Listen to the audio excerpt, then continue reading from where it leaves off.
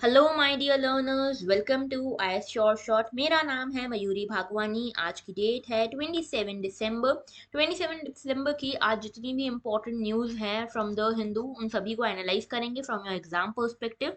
आज का बड़ा मुद्दा जो डिस्कस करने वाले हैं वो है that is China planning to attack Taiwan. ये क्वेश्चन क्यों खड़ा हो रहा है, ऐसा क्या हो गया कि ये इस तरह के क्वेश्चंस खड़े हो रहे हैं। बात करेंगे इस पूरे मुद्दे की, साथ में और भी कई सारे इंपॉर्टेंट टॉपिक्स हैं जिनके बारे में बात करेंगे आज के सेशन में। शुरुआत करेंगे, लेकिन उससे पहले बता दूं कि आप हमसे इन सभी मीडियम्स के थ्रू कनेक्ट कर सकते हो। टेलीग्राम चैनल ज्वाइन करना मत भूलना, क्योंकि यहीं पे आपको मिलती है लेक्चर्स की पीडीएफ, जो कि आपको ईजी कर देती है आपका रिविजन बेसिकली। ओके, सिर्फ 155 डेज बचे हैं प्रीलिम्स में, तो बिग बिग बिग अलर्ट कि अपने सारे डिस्ट्रैक्शन से दूर हो जाओ, अवॉइड करो सारे डिस्ट्रैक्शंस को, और अपने फोकस को बढ़ाओ towards your dream. Okay, today's pinch of positivity says don't forget to take care of your beautiful soul. कई बार लाइफ की इतनी जद्दोजहद में हम ये भूल जाते हैं कि हम खुद भी एग्जिस्ट करते हैं, हम अपनी खुद की ब्यूटीफुल सोल का ध्यान रखना भूल जाते हैं। तो ये मत भूलो, ये बहुत इंपॉर्टेंट है। बात करते हैं आगे और शुरुआत करते हैं आज के सेशन की। पहला मुद्दा जो हम बात कर रहे थे, is China going to attack Taiwan, ऐसा क्यों लग रहा था? तो देखो, यहाँ पे ये पेपर 2 से रिलेटेड है, इंटरनेशनल रिलेशन से। China send 71 war plane 7 ships towards Taiwan in 24 hours. 24 घंटे में 71 वॉर प्लेन्स और 7 शिप्स चाइना ने भेज दिए ताइवान के आसपास। क्यों किया चाइना ने ऐसा? चाइना बेसिकली अपने फोर्स को डिस्प्ले करना चाहता था, डिस्प्ले ऑफ फोर्स किया है। क्यों हो रहा है ऐसा? ताइवान को चमकाने और धमकाने के लिए। पर ऐसा क्या कर दिया ताइवान ने जो इसको चमकाने और धमकाने की जरूरत पड़ गई? तो पूरा मुद्दा देखते हैं शुरुआत से। देखो भाई, ऐसा है, ये है चाइना, और चाइना के जस्ट पास में ये एक आइलैंड पड़ता है जिसका नाम है ताइवान। चाइना ये मानता है कि ताइवान जो है चाइना का एक अभिन्न अंग है, इंटीग्रल पार्ट है। ठीक है, चाइना मानता है कि Taiwan is an integral part of China. Okay, and ये इसीलिए चाइना ने एक पॉलिसी भी दी है जिसका नाम है वन चाइना पॉलिसी। बात करूंगी इसकी भी, लेकिन देखो सबसे पहले ताइवान के बारे में बात करते हैं। ताइवान जो है, इसका पहले नाम हुआ करता था फार्मोसा। ठीक है, फार्मोसा। और ताइवान जो एक टाइनी आइलैंड है चाइना के ईस्ट कोस्ट की साइड में। ठीक है, और यहाँ पे ये मेनलैंड चाइना से अलग होता है बाय द ताइवान स्ट्रेट। तो ये बीच में जो स्ट्रेट है ना, ये वाटर बॉडी है, इसको बोलते हैं ताइवान स्ट्रेट।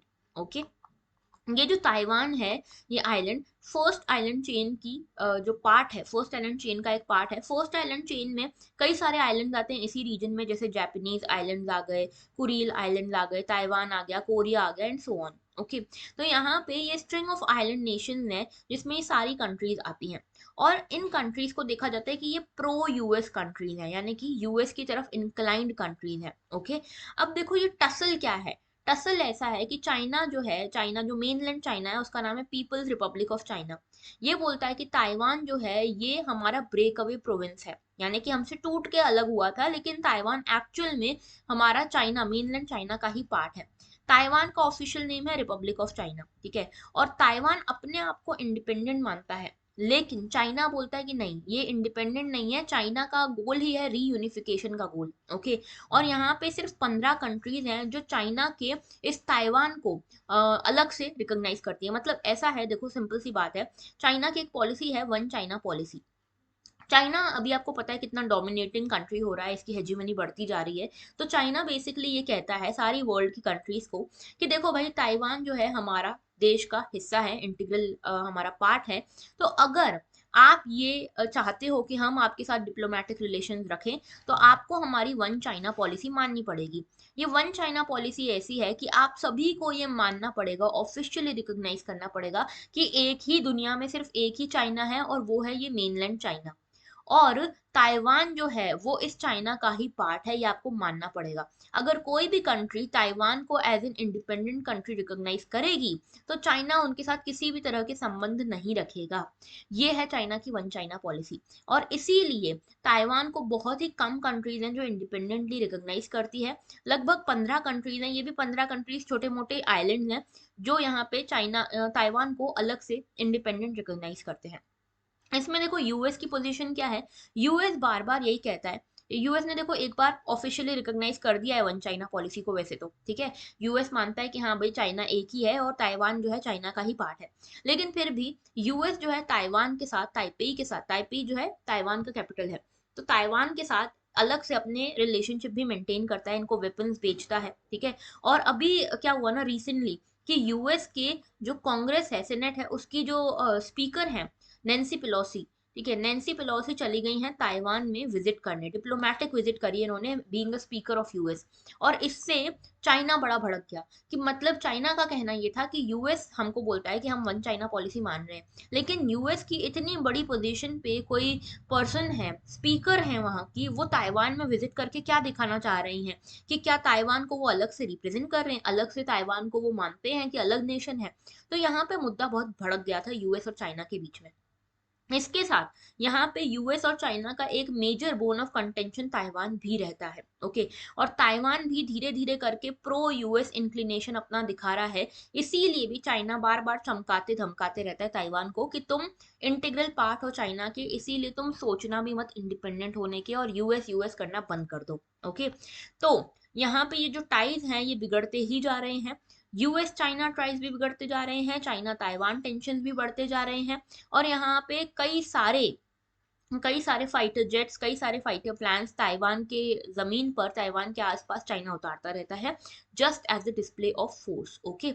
इंडिया की क्या पोजीशन है, तो देखो इंडिया जो है वो मानता है कि वन चाइना पॉलिसी को अलाइन करता है इंडिया भी। और इंडिया ने बोला है कि हम यहाँ पे हम यहाँ पे ताइवान को अलग देश के फॉर्म में रिप्रेजेंट नहीं करते, हमारे कोई फॉर्मल टाइज नहीं है, ठीक है, हम इसको ताइवान को अलग कंट्री के फॉर्म में रिकॉग्नाइज नहीं करते, हम वन चाइना पॉलिसी मानते हैं। लेकिन ये भी समझना जरूरी है कि इंडिया और ताइवान के इसके अलावा भी रिलेशनशिप्स काफी अच्छे हैं। इंडिया और ताइवान के बीच में काफी कुछ ट्रेड होता है, इंडिया और ताइवान की जो एक दूसरे की कंट्रीज में बस एम्बेसी नहीं है, बाकी सब बहुत अच्छे टाइज है इंडिया और चाइना के, इंडिया और ताइवान के, ओके। तो ये था पूरा मुद्दा और इसीलिए चाइना बार बार भड़कता है कि ताइवान जो है, बेसिकली चाइना को एक इनसिक्योरिटी है कि कहीं ताइवान उससे अलग ना हो जाए, और इसीलिए ये सब चीजें कर रहा है ताइवान के साथ चाइना, ओके। तो ये था पूरा मुद्दा। नेक्स्ट इशू की तरफ आते हैं। What is Delhi high court verdict on रू अफ़ज़ा ट्रेडमार्क। मुद्दा क्या है, देखो मुद्दा ये है कि ये देख रहे हो रू अफ़ज़ा, तो आप सभी को पता होगा क्या है, एक शरबत जैसा आता है ना। तो ये है हमदर्द रू अफ़ज़ा, जो ओरिजिनल रू अफ़ज़ा है जिसका हम एड्स वगैरह देखते बचपन से पी रहे होगे आप, ये है ओरिजिनल रू अफ़ज़ा। और इसी के साथ में ये है सदर तिल अफ़ज़ा, ठीक है। तो इसमें देख रहे हो थोड़ा बहुत बॉडी में, इसकी जो बॉटल की बॉडी है उसमें सिमिलैरिटी है, थोड़ा बहुत इसके कलर में सिमिलैरिटी है, ठीक है। इसका नाम देखो दिल अफ़ज़ा एंड रू अफ़ज़ा, इसमें भी काफी सिमिलैरिटी है। तो कोई नॉर्मल कंज्यूमर जो है ना बड़ी आसानी से कंफ्यूज हो सकता है इन दोनों के बीच में, और इसकी जगह ये सब सामान खरीद सकता है बड़ी आसानी से। तो ये जो मुद्दा है ना ये ट्रेडमार्क का मुद्दा है, ठीक है, ट्रेडमार्क का मुद्दा है। अब पहले ट्रेडमार्क क्या है ये समझाती हूँ, फिर आएंगे मुद्दे पे भी। ट्रेडमार्क क्या है, देखो ट्रेडमार्क जो है इंटेलेक्चुअल प्रॉपर्टी राइट की एक ब्रांच होती है। इंटेलेक्चुअल प्रॉपर्टी राइट यानी कि मान लो मेरा नाम है मयूरी, मैंने एक्स वाई जेड चीज प्रोड्यूस करी, तो ये एक्स वाई जेड चीज के ऊपर सारे ओनरशिप राइट्स मेरे रहेंगे, कोई इसको कॉपी ना कर पाए, इसको ये वाले राइट्स मेरे रहेंगे, और इसको बोलेंगे हम इंटेलेक्चुअल प्रॉपर्टी राइट्स। इसी के अंदर पेटेंट्स भी आते हैं, इसी के अंदर ट्रेडमार्क्स भी आते हैं, इसी के अंदर कॉपीराइट भी आता है एंड सो ऑन। तो ट्रेडमार्क क्या है, देखो ट्रेडमार्क जो है एक तरह का ऐसा चीज है जो नेम है, वर्ड है, साइन है, जो किसी भी ओरिजिनल गुड को बाकी गुड से अलग करता है, ठीक है, उसको ट्रेडमार्क कहते हैं। ये मार्केटिंग के लिए बेसिकली यूज किया जाता है, ओके। तो जैसे मान लो ये वाला देखो, ये पिक्चर देखो, यहाँ पे ये कोको कोला की बोतल दिख रही है, दिख नहीं रहा हमको कोको कोला कहाँ लिखा है, लेकिन हम समझ गए ना कोको कोला की बोतल है, ये कोल्ड ड्रिंक की बोतल है। तो इस बोतल का शेप, इसका नाम, इसका कलर देख के हम समझ गए। ये देखो ये मैकडोनल्ड्स का साइन है, आई एम लविंग इट, है ना। तो यहाँ पे ये सिंबल देख के, ये स्लोगन देख के हम समझ गए कि ये किसका साइन है। ये ऑरेंज, ये ऑरेंज कलर देख के हम समझ जाते हैं किसका साइन है, ये वोक्सवैगन का साइन है, ठीक है। तो इसका लोगो टाइप देख के हम समझ जाते हैं किसका साइन है। ये सब होते हैं ट्रेडमार्क्स, ऐसे साइन, ऐसे सिंबल जिसको देखकर कंज्यूमर समझ जाए कि कौन सी कंपनी, कौन से प्रोडक्ट की बात हो रही है, ओके। और बेसिकली मार्केटिंग के लिए अच्छे रहते हैं। तो ट्रेडमार्क लॉज की बात करें इंडिया में, ट्रेडमार्क एक्ट है 1999 का इंडिया में, जो कि गवर्नमेंट ऑफ इंडिया इम्प्लीमेंट करती है, और ये ट्रिप्स के अलाइनमेंट में है, ठीक है। ट्रिप्स जो है ये वर्ल्ड ट्रेड ऑर्गेनाइजेशन ने ट्रिप्स एग्रीमेंट साइन किया जिसमें इंटेलेक्चुअल प्रॉपर्टी राइट्स को प्रोटेक्ट किया जाएगा। तो ट्रेडमार्क एक्ट जो है 1999 का, वो ये देता है right to police to arrest in case of infringement of trademark. तो कोई भी अगर किसी के ट्रेडमार्क का इन्फ्रिंजमेंट करेगा तो उसको पुलिस अरेस्ट कर सकती है और उसके ऊपर ये चार्जेस लग सकते हैं ट्रेडमार्क इन्फ्रिंजमेंट के। तो क्या है ये मुद्दा? देखो, जो ट्रेडमार्क एक्ट है इसका सेक्शन 11 ये बोलता है कि अगर किसी का भी, जैसे मान लो कोई एप्लीकेशन आती है, मेरा XYZ का कोई एक प्रोडक्ट है जिसका मैंने ऐसा सिंबल दे रखा है, ठीक है। अब मान लो कोई और कंपनी आती है ABC और वो भी अपने प्रोडक्ट का ऐसा सेम सिंबल देती है, इस तरह का कुछ सिंबल देती है लगभग सेम। तो यहाँ पे उसको रिफ्यूज किया जा सकता है कि आपका ट्रेडमार्क रजिस्टर नहीं हो सकता, क्योंकि आपका ट्रेडमार्क जो है पुराने किसी ट्रेडमार्क जैसा है, सिमिलैरिटी है आपके गुड्स एंड सर्विसेज में, या फिर कोई पुराना ट्रेडमार्क रहा है जिसके साथ आपका ट्रेडमार्क मैच हो रहा है, तो कंफ्यूजन के चांसेस हैं। इसीलिए ऐसे केसेस में रजिस्ट्रेशन रिफ्यूज किया जा सकता है, ये सेक्शन 11 में लिखा हुआ है। दूसरी चीज ये लिखी हुई है कि ट्रेडमार्क एक्ट में सेक्शन 29 है, जो ये कहता है कि अगर कोई भी पर्सन सेम ट्रेडमार्क या लगभग सेम ट्रेडमार्क के साथ डीलिंग करता है, बिजनेस करता है, तो ऐसे में उसको ट्रेडमार्क इन्फ्रिंजमेंट माना जाएगा। ओके, और उसको उस हिसाब से पीनलाइज किया जा सकता है। ओके, तो ये था पूरा ट्रेडमार्क से रिलेटेड मुद्दा। अब देखते हैं, आते हैं इस मेन आर्टिकल पे। तो दिल्ली हाईकोर्ट में ये वर्डिक्ट आया रू अफ़ज़ा ट्रेडमार्क को लेकर। तो दिसंबर 21 की बात है, यहाँ पे दो लोग लाए, यहाँ पे हमदर्द का एक रूह अफ़ज़ा आया और दूसरा सदर लेबोरेटरीज का एक दिल अफ़ज़ा आया, ठीक है। तो यहाँ पे दिल अफ़ज़ा के नाम पे बेसिकली इशू था रूह अफ़ज़ा वालों को, और इनका कहना था कि ये हमारा ट्रेडमार्क चुरा रहे हैं। तो देखो, ट्रेडमार्क क्या है बता चुकी हूँ, एक डिस्टिंक्टिव साइन है या इंडिकेटर है जिसके थ्रू आप अपने प्रोडक्ट्स एंड सर्विसेज को डिस्टिंग्विश करते हो बाकियों से। ये जो है बैज ऑफ ओरिजिन है, ठीक है, ये एक बैज ऑफ ओरिजिन की तरह काम करता है, जिसके थ्रू आपके गुड्स एंड सर्विसेज की गुडविल बनती है, आपके जो गुड्स एंड सर्विसेज है उसको लोग पहचानते हैं। तो डिस्प्यूट यही है कि रूह अफ़ज़ा जो वर्ड है और दिल अफ़ज़ा जो वर्ड है लगभग सिमिलर है, ये अफ़ज़ा अफ़ज़ा वर्ड तो सिमिलर ही है, और रूह और दिल ये दोनों वर्ड जो हैं इनका आप इंग्लिश ट्रांसलेशन देखोगे लगभग एक सा ही होगा, ठीक है। इसके अलावा बॉटल वगैरह भी सेम ही है, और यहाँ पे जो सिंबल्स वगैरह यूज करें वो भी सेम ही है। इसीलिए दिल्ली हाईकोर्ट ने बोला कि बिल्कुल गलत बात है, आप ये ट्रेडमार्क यूज नहीं कर सकते, क्योंकि आप इनकी गुडविल का गलत फायदा उठा रहे हो। ओके, तो बॉटल की शेप हो गई, डिजाइन हो गई, प्लेसमेंट हो गया, हाउस मार्क हो गया, ये सब कुछ लगभग सिमिलर है। ओके, और यहाँ पे प्रोडक्ट की वैल्यू भी बहुत ज्यादा नहीं है, प्रोडक्ट की वैल्यू भी कम है, इसीलिए यहाँ पे प्रोडक्ट जो है उसको खरीदने के पहले जो कंज्यूमर है वो बहुत ज्यादा सोचेगा नहीं, बहुत ज्यादा छानबीन नहीं करेगा। इसीलिए हो सकता है कि वो रूह अफ़ज़ा लेने गया लेकिन दिल अफ़ज़ा लेकर आ गया, ठीक है। तो ये ट्रेडमार्क इन्फ्रिंजमेंट है, गुडविल गुडविल खराब हो सकती है यहाँ पे जो रूह अफ़ज़ा है उसकी। ओके, बढ़ते हैं आगे नेक्स्ट इशू की तरफ। नेक्स्ट इशू जो है that is related to create in India. मुद्दा क्या है? देखो, create in India says task force on gaming animation and VFX। तो बेसिकली एक टास्क फोर्स बनाई गई है, प्रपोज की गई है AVGC को लेकर। बेसिकली क्या है AVGC, इसकी भी बात करेंगे। एक्सटेंडेड रियलिटी मिशन है और इसके लिए बजट अलोकेशन अलग से किया गया है, एक अलग से टास्क फोर्स बनाई जा रही है जो इंडिया में क्रिएट करने की बात कर रही है चीज़ों को, स्पेशली गेमिंग एनिमेशन और VFX। तो इसको गवर्नमेंट पॉलिसीज से कनेक्ट कर सकते हो। देखो, आजकल आपको पता है ना कि कितना बड़ा एक क्रेज चल रहा है गेमिंग सेक्टर में, ठीक है। गेमिंग को लोग बड़ा पसंद कर रहे हैं, VFX को लोग बड़ा पसंद कर रहे हैं, मूवीज वगैरह भी VFX बेस्ड ही आ रही हैं। तो बेसिकली ये क्रिएट इन इंडिया कैंपेन चल रहा है। ये क्रिएट इन इंडिया कैंपेन के अंतर्गत ये माना जा रहा है, फोकस इस पे है कि हम अपने देश में कंटेंट क्रिएशन करें, अपने देश में एक ऐसा प्लेटफॉर्म दें जिसके थ्रू हम animation, visual effects, gaming and comics पे काम कर सके, AVGC सेक्टर पे काम कर सके, और इसके थ्रू हम फॉरेन डायरेक्ट इन्वेस्टमेंट अपने देश में अट्रैक्ट कर सकें, ऐसी ट्रीटीज, इनोवेशन वगैरह साइन कर सकें जिसके थ्रू हम इंटरनेशनल काउंटर पार्ट्स के साथ मिलकर इस सेक्टर में और काम कर पाए। नेशनल एजुकेशन पॉलिसी को भी इसके साथ अलाइन करें कि भाई स्कूल लेवल पर ही बच्चों में इस तरह की क्रिएटिव थिंकिंग हम डालें कि वो भी इस AVGC सेक्टर में आगे बढ़कर काम करें। ओके, तो यहाँ पे नेशनल एंड स्टेट पॉलिसीज जो हैं उसमें हम ऐसे ड्राफ्ट बनाए जिसके थ्रू हम इंफॉर्मेशन एंड ब्रॉडकास्टिंग मिनिस्टर्स की मदद लेकर, जिसके थ्रू हम यहाँ पे AVGC सेक्टर्स को बढ़ावा दे सकें। ओके, और यहाँ पे देखो कई सारी रिकमेंडेशन ये हैं कि यहाँ पे टास्क फोर्स बनानी चाहिए हमको, एक्सटेंडेड रियलिटी मिशन के अंतर्गत इंटीग्रेटेड प्रमोशन होना चाहिए, और इसमें मिनिस्ट्री ऑफ एजुकेशन भी हमारा साथ दे। इनका एडवाइस यही है कि NCERT जो है वो ऐसी बुक्स क्रिएट करे जो AVGC सेक्टर से रिलेटेड हो। अभी देखो, अभी हमारे देश में ना बहुत एक रिस्ट्रिक्टेड सा नोशन है, ठीक है, करियर को लेकर एक रिस्ट्रिक्टेड सा नोशन है कि या तो आप इंजीनियर बन सकते हो, या तो आप IAS बन सकते हो, या तो आप डॉक्टर बन सकते हो, एंड सो ऑन। भाई आजकल जो स्कोप है ना बहुत वाइड हो गया है। आप यहाँ पे डिजिटल वर्ल्ड से अवगत ही नहीं हो, अगर आपको नहीं पता, डिजिटल मार्केटिंग आ गई है, एसईओ आ गया है, इसके अलावा गेमिंग सेक्टर आ गया है, ठीक है, वर्चुअल रियलिटी आ गई, बहुत सारे सेक्टर्स हैं जिनके बारे में पहले बात भी नहीं होती थी। तो मिनिस्ट्री ऑफ एजुकेशन ने बोला है कि एनसीईआरटी में हम ऐसे मुद्दे शामिल करेंगे, स्पेशली एवीजीसी सेक्टर शामिल करेंगे, जिससे बच्चों का इंटरेस्ट इसकी तरफ भी जाए और ये इसमें भी करियर बनाने की सोचें। ओके, तो देखो पूरा मुद्दा क्या है, एवीजीसी सेक्टर वगैरह क्या है।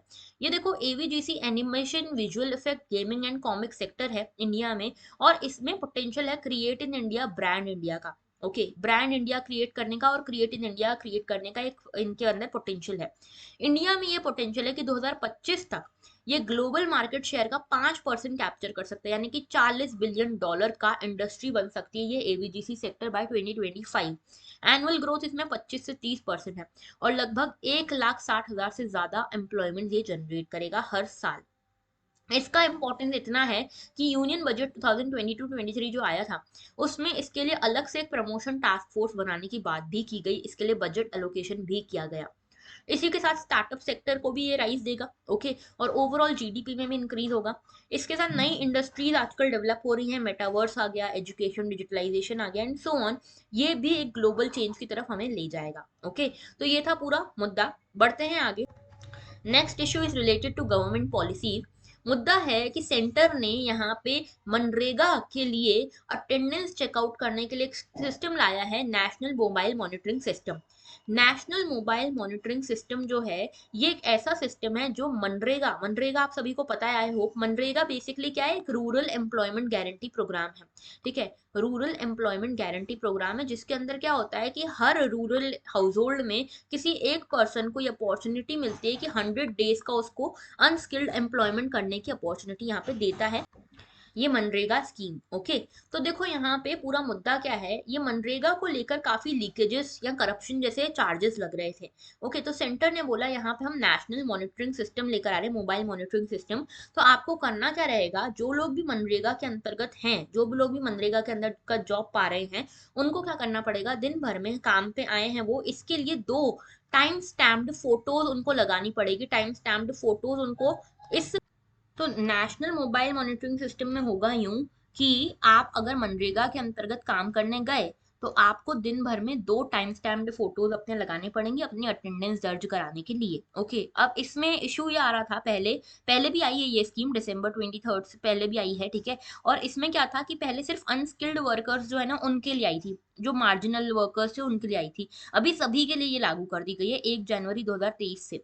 लेकिन इसमें कुछ मुद्दे आ रहे थे, मुद्दे ये आ रहे थे कि भाई इंटरनेट कनेक्शन जो है ना, वो यहाँ पे किसी के पास हो नहीं हो, किसी के पास स्मार्टफोन है कि नहीं है, यहाँ पे इरेटिक इंटरनेट कनेक्शन है, कुछ समझ ही नहीं आ रहा।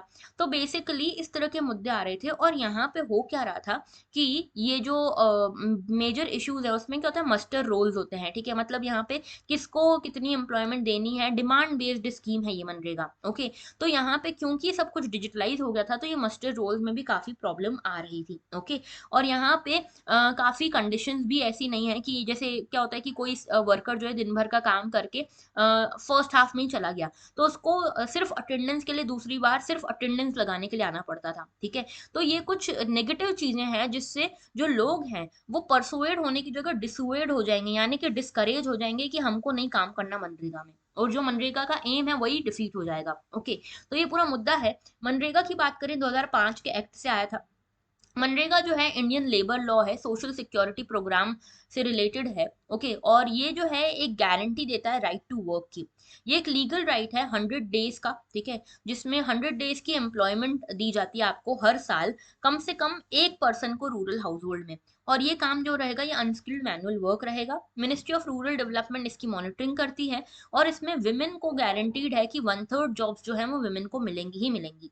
इसमें मनरेगा प्रोग्राम के थ्रू होता क्या है, जो लोगों को जॉब दी गई है अनस्किल्ड वर्क की, तो उसमें उनको कहा जाता है कि आप कुछ ना कुछ ड्यूरेबल असेट्स क्रिएट कीजिए, रोड बनाओ, कैनल बनाओ, पॉन्ड बनाओ, वेल बनाओ, टॉयलेट्स बनाओ एंड सो ऑन। ओके, बात करते हैं आगे। वर्क जो है, जो वर्क दिया जाता है वो 5 किलोमीटर के दायरे में दिया जाता है, जहां पे भी वर्कर रहता है उसके 5 किलोमीटर के दायरे में ही उसको ये वर्क दिया जाता है।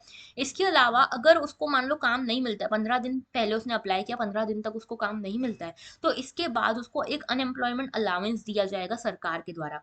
और मनरेगा को इम्प्लीमेंट करने के लिए मेनली ग्राम पंचायत होती हैं, ठीक है। ग्राम पंचायत जो होती हैं वही डिसाइड करती हैं कि भाई कैसा क्या काम करवाना है, जॉब कार्ड कैसे क्या दिया जाएगा एंड सो ऑन। इसमें इन्वॉल्वमेंट जो है कॉन्ट्रैक्टर्स का वो बिल्कुल बैंड है। सोशल ऑडिट इसमें मैंडेटरी है, इसमें अकाउंटेबिलिटी एंड ट्रांसपेरेंसी को चेकआउट करने के लिए। ओके। मनरेगा की सिग्निफिकेंस यही है कि ये इकोनॉमिक सिक्योरिटी प्रोवाइड करता है रूरल एरियाज में। ओके, रूरल असेट्स को डेवलप कराता है। अभी जैसे कोविड था तो सभी लोग अपने अर्बन एरियाज से रूरल एरियाज की तरफ जा रहे थे, तो उस टाइम पे मनरेगा जो था बहुत बड़ा स्ट्रेस बूस्टर रहा है। ओके। सो बेसिकली इस मनरेगा के थ्रू एनवायरनमेंट भी प्रोटेक्ट हो रहा है, अर्बन रूरल जो माइग्रेशन है वो भी कम हो रहा है, सोशल इक्विटी भी प्रमोट हो रही है, ग्रीन एंड डिसेंट वर्क भी आ रहा है, विमेन का सोशल एम्पावरमेंट भी हो रहा है, क्लाइमेट चेंज वल्नरेबिलिटी को हम एड्रेस कर पा रहे हैं, फार्मर्स को प्रोटेक्ट कर पा रहे हैं, अगर कोई भी प्रॉब्लम होती है, रिस्क होती है, तो फार्मर्स को एक अल्टरनेटिव एम्प्लॉयमेंट का ऑप्शन यहाँ पे मिल रहा है। ओके। बात करते हैं नेक्स्ट इशू की, expedite classification of nomadic tribes in quota list panel trial centre. Government policy से कनेक्ट कर सकते हो। मिनिस्ट्री ऑफ सोशल जस्टिस के अंतर्गत जो पार्लियामेंट्री पैनल है सोशल जस्टिस एंड एम्पावरमेंट का, उन्होंने कहा है कि भाई जो डी नोटिफाइड ट्राइब्स हैं, नोमैडिक ट्राइब्स हैं, सेमी नोमैडिक ट्राइब्स हैं, ये सारी ट्राइब्स जो है ना, इनको हमको जल्दी से जल्दी SC ST OBC वाली कैटेगरी में कैटेगराइज करना चाहिए। और इसमें जो डिले हो रहा है ना, इसके चक्कर में इनका कैटेगराइजेशन जब तक नहीं होगा ना SC ST OBC कास्ट में, तब तक यहाँ पे इनको वेलफेयर स्कीम बेनिफिट्स प्रॉपर्ली नहीं मिल पाएंगे। तो मुद्दा यही है कि जल्दी से जल्दी इनका कैटेगराइजेशन हो, सो दैट इनकी कम्युनिटीज की सफरिंग्स कम हो और इनको वेलफेयर स्कीम्स का बेनिफिट मिल पाए। ओके। तो देखो पूरा मुद्दा क्या है, पहले तो बात कर लेते हैं डी नोटिफाइड ट्राइब्स वगैरह है क्या। देखो डी नोटिफाइड ट्राइब्स जो होती है ना, इनको माना जाता है मोस्ट नेग्लेक्टेड, मार्जिनलाइज्ड और economically and socially deprived tribes हैं ये, ठीक है। चाहे डी नोटिफाइड हो, नोमैडिक हो, सेमी नोमैडिक हो। अब देखो नोमैडिक ट्राइब क्या होती है। नोमैडिक ट्राइब यानी कि वो ट्राइब जिसकी मोबिलिटी बहुत ज्यादा है, ठीक है, मतलब जिसका कोई एक ठिकाना नहीं है, जिनको हम कहते हैं ना बंजारा, मतलब वो एक जगह से दूसरी जगह तक घूमते ही रहते हैं just for the sake of their survival. तो इनकी जोग्राफिकल मोबिलिटी बहुत ज्यादा है। सेमी नोमैड्स वो हैं जो कहीं ना कहीं मूव करते रहते हैं, लेकिन एक फिक्स्ड हैबिटेशन पे साल में कम से कम एक बार लौटते जरूर हैं, ठीक है। तो ये जो डिस्टिंक्शन है नोमैडिक एंड सेमी नोमैडिक के बीच में, ये एक ऐसा डिस्टिंक्शन है जो कि बेस्ड है मोबिलिटी के बेसिस पे, ना कि एथनिसिटी के बेसिस पे। बात करें डी नोटिफाइड ट्राइब्स की, तो डी नोटिफाइड ट्राइब्स तो सबसे ज्यादा निगलेक्टेड है, ठीक है, और ये डेस्टिट्यूशन की ही लाइफ जी रही है, ठीक है, इनको कहीं का नहीं छोड़ा जाता, डेस्टिट्यूशन ही है ये। और यहाँ पे इनका फ्यूचर बड़ा ग्लूमी सा दिखता है। Okay. Somehow they have escaped the attention of the developmental framework, तो उनको डेवलपमेंटल फ्रेमवर्क में डाला ही नहीं गया है, और ना इनको शेड्यूल कास्ट में रखा गया, ना शेड्यूल ट्राइब में। तो देखो डी नोटिफाइड ट्राइब के साथ मुद्दा क्या है ना, कि डी नोटिफाइड ट्राइब्स जो हैं, इनको पहले जब ब्रिटिशर्स हुआ करते थे, तो ब्रिटिशर्स के टाइम पे इनको क्रिमिनल्स माना जाता था, डी नोटिफाइड ट्राइब्स को क्रिमिनल्स माना जाता था। कोई बच्चा भी पैदा हो रहा है ना इनके डी नोटिफाइड ट्राइब में, तो उसको भी क्रिमिनल बचपन से माना जाता था। यहाँ पे एक एक्ट था, क्रिमिनल ट्राइब्स एक्ट, ठीक है, जिसके अंदर जो भी ये डी नोटिफाइड ट्राइब्स थी ना, इसको यहाँ तो जेल में रखा जाता था, यहाँ तो इनका बहुत एक्सप्लॉइटेशन होता था, ठीक है। तो इसीलिए यहाँ पे बाद में इस चीज को एड्रेस किया गया, जब हम देश हमारा आजाद हुआ, तो 1952 में इस एक्ट को रिपील कर दिया गया। लेकिन इनकी हालत जो है डी नोटिफाइड ट्राइब्स की हालत बहुत ज्यादा सुधरी नहीं, ठीक है। अभी भी एक नोशन चलता है कि criminal tribe and so on. आपने वो मूवी देखी होगी शमशेरा, उसमें जो ट्राइब्स के साथ होता है ना, वो डी नोटिफाइड ट्राइब्स जैसा कुछ सेम ही सीन है। ओके। चलिए बात करते हैं आगे। इसमें एक इदाते कमीशन की बात होगी, तो मैं पहले ही बता देती हूँ। इदाते कमीशन जो है ये 20 रिकमेंडेशंस इन्होंने दी थी, बेसिकली डी नोटिफाइड ट्राइब्स वगैरह को लेकर। इन्होंने बोला जो ये हैबिचुअल ऑफेंडर एक्ट है ना, इसको सबसे पहले रिपील करना चाहिए, क्योंकि इसी के चक्कर में इस कम्युनिटी का सबसे ज्यादा हरासमेंट होता है। इसके अलावा इनको PDS कार्ड्स मिले, जो पब्लिक डिस्ट्रीब्यूशन सिस्टम के कार्ड हैं वो मिले। स्पेशल हाउसिंग स्कीम्स इनको दी जानी चाहिए, इसके बेनिफिट इनको दी जाने चाहिए। इनके आर्ट एंड कल्चर को भी प्रिजर्व करना चाहिए, और इनके लिए special education and health scheme हमको निकालनी चाहिए। ओके। अब देखते हैं मुद्दा क्या है। देखो मुद्दा ये था कि पार्लियामेंट्री पैनल जो है सोशल जस्टिस एंड एम्पावरमेंट का, उन्होंने बोला कि भाई ये जो 260 नोमैडिक ट्राइब, सेमी नोटिफाइड और डी नोटिफाइड ट्राइब हैं, इनका कैटेगराइजेशन करना था, लेकिन ये प्रोसेस बड़ी ही स्लो चल रही है, और इसके चक्कर में हम यहाँ पे कुछ भी स्कीम्स लॉन्च नहीं कर पा रहे, कुछ भी स्कीम्स का बेनिफिट नहीं दे पा रहे, ना ही इनको वेलफेयर स्कीम्स का कोई बेनिफिट मिल रहा है इन ट्राइब्स को। इसके अलावा एक यहाँ पे स्कीम लानी थी जिसका नाम था scheme for economic empowerment of D notified tribes. इसका फुल फॉर्म मतलब एक जो शॉर्ट फॉर्म है वो है सीड। सीड यहाँ पे वेलफेयर स्कीम लानी थी, लेकिन ये वेलफेयर स्कीम भी प्रॉपरली आ नहीं पा रही। ये scheme basically union social justice minister ने लॉन्च की थी, जिसमें free competitive exam coaching, health insurance, housing assistance ये सब देना था, ठीक है। और इसके साथ 200 करोड़ रुपए इसके लिए अलोकेट किए गए थे 2021-22 से 2025-26 तक, ओके। और इसी को लेकर यहाँ पे एप्लीकेशंस कई सारी आई थी, जिसमें डी नोटिफाइड ट्राइब्स को SC ST कम्युनिटी में इन्वॉल्व करना था। लेकिन इसके ऊपर काम बहुत ही ढीला चल रहा है, अभी तक कोई प्रॉपर यहाँ पे काम हो नहीं पा रहा, डिले बहुत ज्यादा है। और इस चक्कर में ये हो रहा है कि बहुत सारी ट्राइब्स जिनको ये बेनिफिट्स मिलने थे वो बेनिफिट्स भी नहीं मिल पा रहे, ठीक है। और इसी में इदाते कमीशन का भी यहाँ पे जिक्र आता है कि ये कम्युनिटीज को कैटेगराइज करने का इदाते कमीशन ने भी कहा था। और इन्होंने बोला था कि ये जो आप कैटेगराइजेशन कर रहे हो ना, ये बिल्कुल एक्यूरेट नहीं है, क्योंकि कई सारी कम्युनिटीज हैं जो SC लिस्ट में आएंगी किसी एक स्टेट में और दूसरे स्टेट में ST लिस्ट में, तो यहाँ पे और ज्यादा कंफ्यूजन क्रिएट हो जाएगा। तो बेटर होगा कि आप जो यहाँ पे रिकमेंडेशन 20 रिकमेंडेशन इदाते कमीशन ने दी थी वो फॉलो करो, instead of just categorisation of them, okay. अच्छा, यहाँ पे सीड स्कीम जो है ना उसका ध्यान रखना, ओके। सीड स्कीम किसके लिए? डी नोटिफाइड ट्राइब्स के लिए है, ओके। चलिए ठीक है, तो आप यहाँ पे ये मैप देख सकते हो। ये मैप में जहां पे भी येलो साइन दिख रहा है ये नोमैडिक ट्राइब्स का साइन है, और जो ट्रायंगल दिख रहा है that is denotified tribes, okay. तो ऑलमोस्ट हर स्टेट में हमको दिख रहा है ये nomadic and denotified tribes, okay. इसके अलावा एक और मुद्दा है, president inaugurates Prasad project to create sleeve of facilities at Shri Sailam. तो प्रेसिडेंट जो है हमारी द्रौपदी मुर्मू जी, ये प्रसाद प्रोजेक्ट के लिए पहुंची हैं, टूरिज्म को बढ़ावा देने के लिए श्री साइलाम आंध्र प्रदेश में पहुंची, और यहाँ पे कई सारे इन्होंने इनिशिएटिव स्टार्ट करे, ठीक है। अब एक एक इनिशिएटिव हमारे लिए इंपॉर्टेंट नहीं है, बस ये ज्यादा इंपॉर्टेंट है कि ये प्रसाद स्कीम है क्या। देखो भाई, प्रसाद स्कीम जो है ना गवर्नमेंट ऑफ इंडिया की स्कीम है, एक ऐसी स्कीम जहां पे प्रसाद, प्रसाद का फुल फॉर्म क्या है पहले से समझो, pilgrimage rejuvenation and spiritual heritage augmentation drive. 2014-15 में ये स्कीम आई थी, मिनिस्ट्री ऑफ टूरिज्म इसको लेकर आया था। बात इसमें थी कि जो भी पिलग्रिमेज सेंटर्स हैं वहां पे टूरिज्म को रिवाइव किया जाए, इस तरह से पिलग्रिमेज साइट्स को आइडेंटिफाई करना है, डेवलप करना है, और इसमें रिलीजियस टूरिज्म को एनरिच करना था हमको, ओके।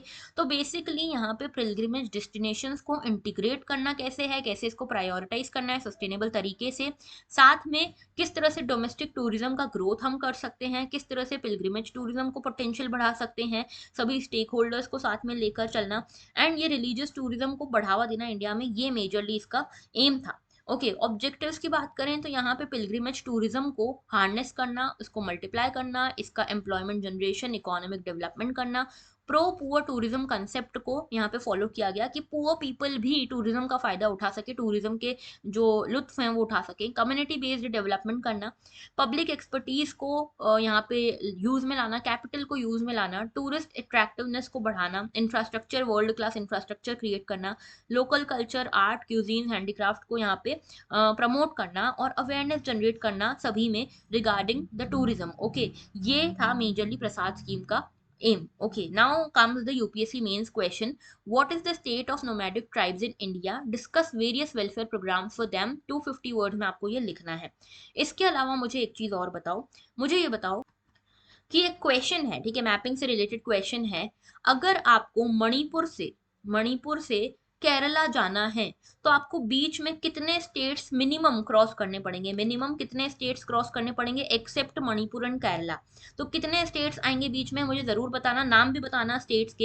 एंड ऐसे क्वेश्चन यूपीएससी प्रीलिम्स में बहुत पूछे जाते हैं, तो इसीलिए ध्यान से सोच के समझ के फिर बताना, ओके। और इस कमेंट का आंसर जो भी लोग देंगे, हमारा एक सरप्राइज आने वाला है इस न्यू ईयर पे, उस न्यू ईयर के सरप्राइज के लिए ये लोग पहले एलिजिबल होंगे, ओके। तो ये था हमारा पूरा आज का सेशन। एंड अगर आप यूपीएससी क्लियर करना चाहते हो इन अ शॉर्ट मैनर, तो सब्सक्राइब करना मत भूलना, चैनल को लाइक करना, वीडियो को मत भूलना शेयर करना मत भूलना, एंड कमेंट करना तो बिल्कुल ही मत भूलना। That was all, thank you for watching and have a very good day.